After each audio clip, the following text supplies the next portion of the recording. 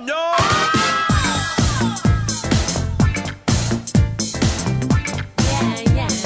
Hey everyone, it's Andy Kushner, host of The Wedding Biz, and this is another episode of The Next Level, in which I have a guest co-host, and together we talk about some of the highlights of the interview of the week and suss out a few key topics and help discuss them in ways that you can use to bring your own business to the next level.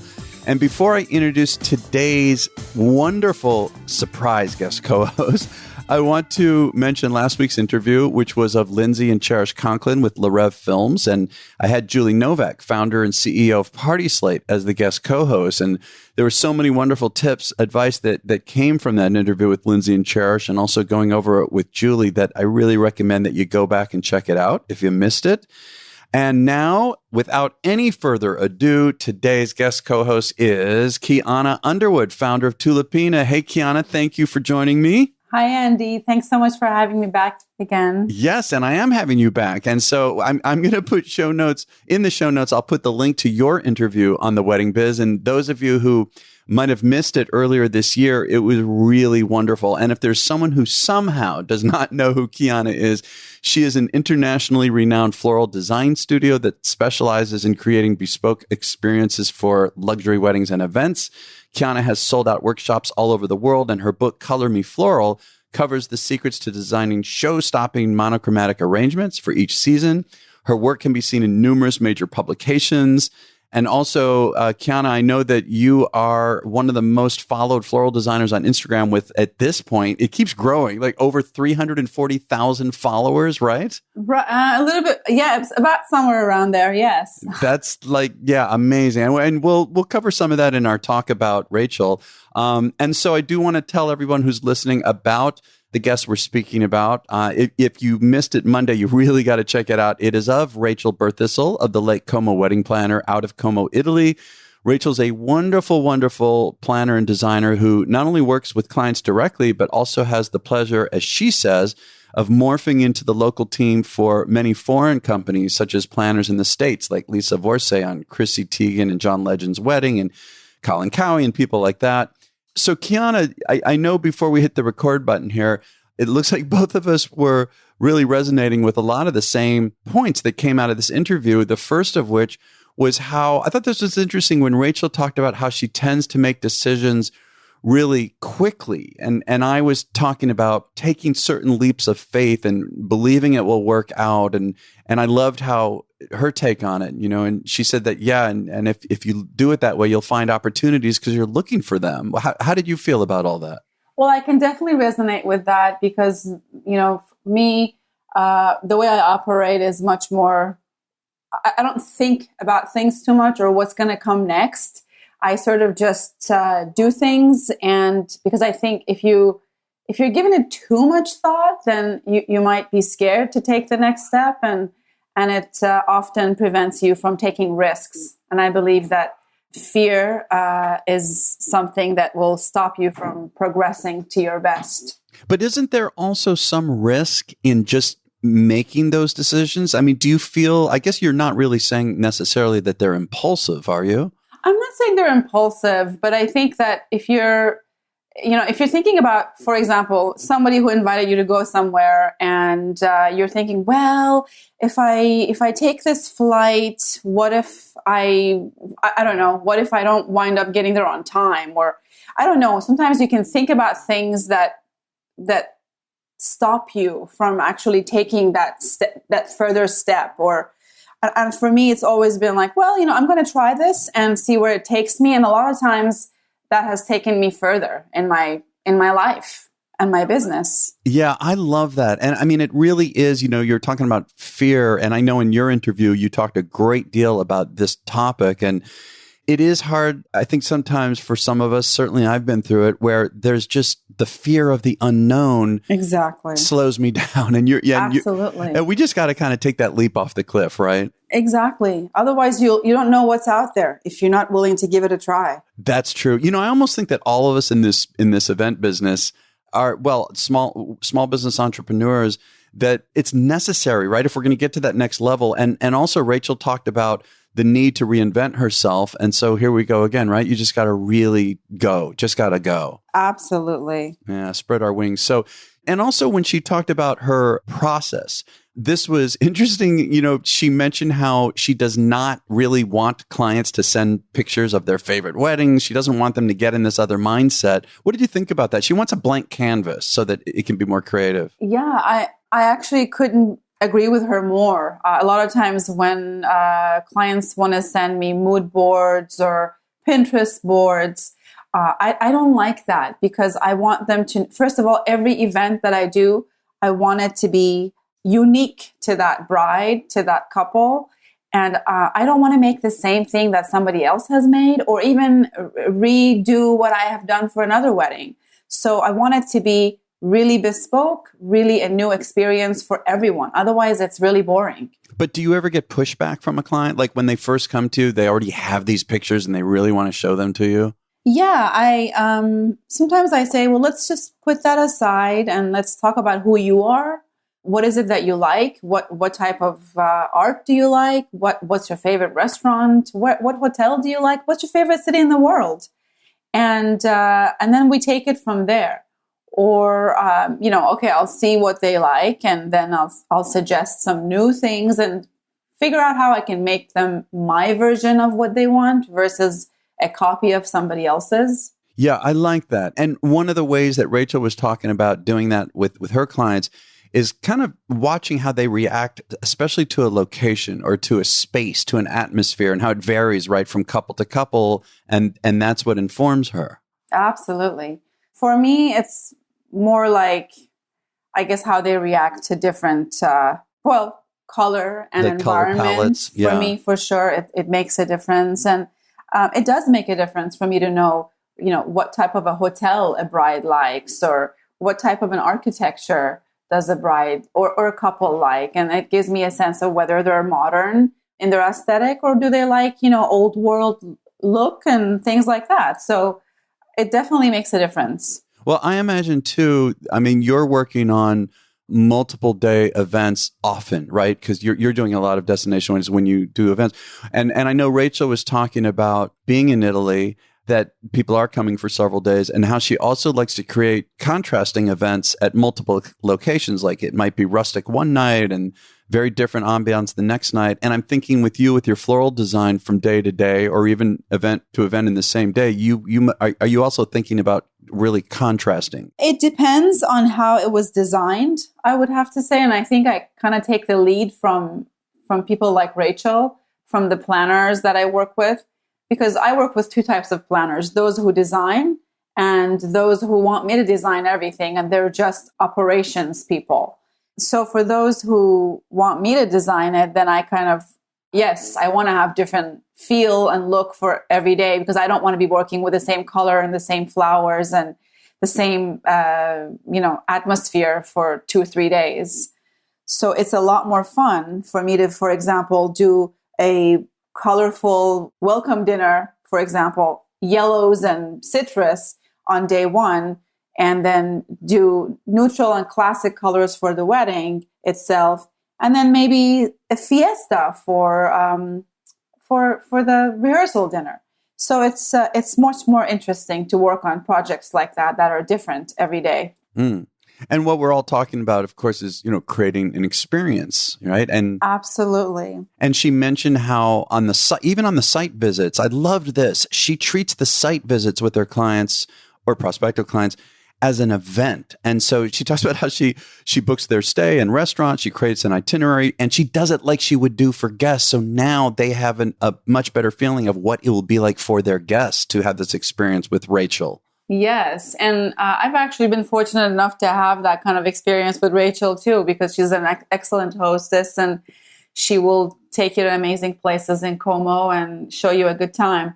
But back to giving the experience to the clients, we kind of do the same thing when we have a mock-up, for example, and when it's an experience. It's not just, oh, here's what the arrangement is going to look like. When they walk into the room, you want all the elements to be there for them to actually know what it will feel like when it's day of and guests are walking in. And so we try to do that when we can.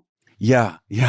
I love that. And also, I remember when you and I were talking, when I interviewed you, we talked a lot about marketing and promotion and use of social media, as a marketing tool. And she was mentioning how for example, we were talking about how she works with photographers, and that, and I would say that this is similar to any of the creative partners that she's bringing in. She said she matches the right photographer to the right client. That's very important. But she also considers what is it that she's going to get out of it in the end, assuming there's no NDA she signs.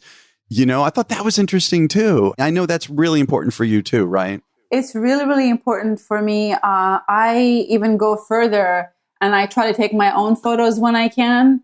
But I know that on wedding days, it's really, really stressful and it's really busy. So this summer that I worked with Rachel, it was really lovely to actually see all these different photographers that she brings, and to see how each one of them captures our work differently. And of course, you always have your favorites. And so it's really nice because it exposes you to different audience as well, and different types of clientele. And so it's actually been great. And I agree with that, because I think I want my work to be seen, obviously, in a certain way. And I want people to actually see the whole picture versus just some details here and there. And I think those photographers who can do that, it's very beneficial for me as a vendor. Well, and when I look at your Instagram feed, my God, I mean, every photo is like a work of art. And that, before I knew you and when I was going through that, that really grabbed me. And so I can understand the relevance of that, the importance. And yes. And I know Rachel also talked about, especially being in Como, how she's often working in the same venues and she doesn't want similar type photos like in the same light, right? Or she mentioned in post-production, the same color palette. So she's purposely getting different photographers in the same seasons. I love that. Yeah, I mean, I personally experienced that because I worked at the same venues this summer with Rachel, I don't know, maybe 3 or 4 times at one venue, another 3 to 4 times at the same, all these beautiful villas, and you're working in the same spaces. And every time I'm thinking, how can I make this one look different than the other one? Because I'm working with the same dimensions, with the same backdrop. And it was cool because our very last one was at a villa that we had done basically like 3 or 4 times this summer. But it happened that we had to be inside this time because it was raining, and it was gorgeous. It was so different. It was very unique. And I was very excited that it was raining because it gave me an opportunity to do something different and really beautiful. Oh, that is really interesting that you were excited that it was raining. Yes. I love that. And in the end, the bride and groom were really happy, and it turned out to be much more intimate than it would have been if it had been outside. And we wound up with some amazing, really old world corners that we were able to create inside this amazing villa with obviously a lot of the old world characteristics. Yeah. And also, I want to come back for a moment. Earlier, you were mentioning that you'll sometimes take your own pictures. Now, do you have your own photographer who travels with you? Is that what you mean? Well, if Nate is there with me, which a lot of times he is, since he's half the operations, he will take photos. A lot of times I will invite photographers who've been wanting to work with me for a long time. And I'll say, hey, I'm doing this wedding in Como. If you're interested, you're welcome to come and photograph it. And a lot of times I'll get some beautiful photos because those guys are there to really focus on my flowers and not just the bride and groom or the guests or the whole picture. Oh, right. That's right. So it's really nice. I worked on a wedding recently that the actual photographer had taken no photos of the bridal bouquet, like as a, oh my gosh, portrait of these beautiful, intricate bouquets I make. And this is a very popular guy, but he didn't even bother taking photos of the 2 beautiful bouquets I had made in 2 different colors for the bride, or these beautiful statement pieces that I had really worked on myself. And nothing. There was nothing except for the ones that my photographer had taken, which I'm really grateful for. Did you also give them to the planner or to the family as well? Did you offer them up or? I didn't give them to the family. Yeah, I guess that would be awkward. Yeah, but I definitely share them with the planner. Unless the family asks for it, I don't do that. Well, isn't because I wonder just politically, diplomatically, there's another photographer on site or the planner has their person. How do you handle that? Are there issues? Do you kind of ask their, I don't know, want to say the word permission, but kind of, I mean. To be honest, I actually, having worked in this industry for as long as I have, I've learned that I need to have my own photographer. Otherwise, I'm not going to wind up getting the things that I want. So yes, it's great to have lots and lots of couples shots on the lake, but what does that do for me as a florist? So a lot of times photographers want to get the whole scene, or they're interested in their bride, and obviously as they should be, in the bride and a beautiful scenery, but that doesn't oftentimes include my bouquet or even flowers for that matter. Oh, what a great point. That's really a good point. Yeah, I love that. And, before we go, I want to mention that she had also brought up how on her team, she brings on people with different language abilities, right? Now for her, obviously, she likes to have Italian, if possible, with her people as a mother tongue, but who speak fluent English. And her whole team has a lot of different language skills because she's working in Spain. She's working in different places. I thought that was really a great tip, too. Absolutely. I mean, just for me, having worked in Italy this summer extensively, it's great that I can speak Italian because, well, number one, I love it. Number two, it's so nice to be able to communicate with people on site because not everybody speaks English. And so it's been great. It's a great advantage to be able to communicate. But yeah, I think English, it has to be there always. Oh, God, I'm so envious that you spent so much of your summer in Italy and got paid for it, too. Yes, it's been a long time dream of mine since I was a student living in Italy. So to be able to go back and to be wanted there is one of the greatest dreams come true for me. And of course, to be able to work with a woman like Rachel, who is strong, who is easygoing, who is fun, and has style, it's been wonderful. Yes. Rachel invited me to come out to Italy and to show me around. And I think next spring, I might do that with my girlfriend. You have to. I know. How could I not? I mean, what kind of a crazy person am I not to It'll be a great time. Yes. Oh, yeah. Well, that is all we have time for today. I want to thank everyone for listening, and be sure to check out the site of Kiana Underwood with Tulipina, and it is tulipina.com, tulip and then INA.com. Her social media handles are the same thing. Well, actually, no, right? Kiana, they're Tulipina Design. Yes. Tulipina Design. And all of this will be in the show notes at theweddingbiz.com. And then, of course, for Rachel, be sure to also check out her, and it's the lakecomoweddingplanner.com. And we'll also have her social media handles and everything in the show notes. And let me also give you that. And so for Instagram and Facebook, it is actually Lake Como Weddings. And again, her website, the lakecomoweddingplanner.com. And for Kiana, be sure to check out the interview of her on The Wedding Biz. It was June 17th of this year. And again, I'll have a link in the show notes to that. And follow us on Instagram at The Wedding Biz. And I want to mention before we go next week's guest, and it's going to be Joe Goldblatt, who is one of the original pioneers of the event industry. He started ILEA, what originally called ISIS, of course now called ILEA. He started it, and he created the CSEP program that so many in the industry have. And so Joe is really something else. He moved to Scotland, but I saw him in Washington, D.C. when he spoke. So be sure to check in next week. And today's episode is sponsored by Kushner Entertainment with total high-class, high-touch music and entertainment. Be sure to check them out at kushnerentertainment.com. And we'll catch you all next week on The Wedding Biz.